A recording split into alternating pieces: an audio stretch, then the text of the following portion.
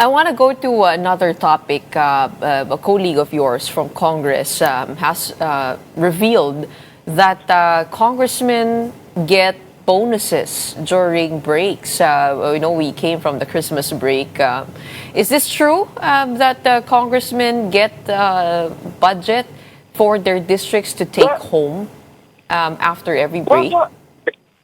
There are additional amounts, say during Christmas, that are being also given, but the regular ones are the MOOE and some other expenses or expenditures or benefits for the members of Congress. Kung mayroong 13th month pay ang mga staff and mga personnel, then the members of the lawmakers are also entitled to those kinds of bonuses. But as to the exact amount, last Christmas, I don't think I can really determine that. Basta meron din mga extra aside from the MOOE. But what we regularly get are really, aside from the salary, are the MOOE for the operational expenses of our offices and the extra amounts for the operations of districts on the part of the district representatives. And of course, sa mga party-list representatives, that's part also of the MOOE and additional needs and operations for the sectors under the party list. So lahat po itong mga bonuses, no, they are sourced from the MOOE? Not really all. I'm not sure about that, but that's really part of the MOOE. But the bulk of that is really part of the MOE. That's what I know. That's what I know. Well, we do know that the MOOE has been controversial because it does not require some kind of very specific line item expenditure purpose. In the same way, medyo vague po yung yung paggastos dito. It's only requiring liquidation via certification. Isn't this also prone to abuse? Yes, yung mga bonuses po. Well, theoretically, yes. So it behooves on individual members of Congress, the lawmakers themselves, on how to judiciously spend and properly spend the MOOE because it's only subjected to certain certifications and not really itemized auditing.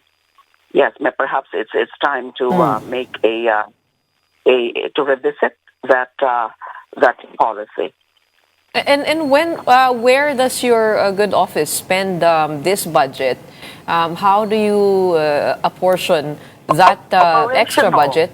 Operational expenses because we have sectors also covered, and then we of course consultants. And then operational expenses of the office, administrative, and researches, our employees, our staff, and then we have extra staff because of, again, researches and political activities, political operations in dealing with the sectoral organizations that our party list represent. Because there are also, sectoral consultations, sectoral dialogues in terms of crafting the sectoral bills, and even with respect to national bills.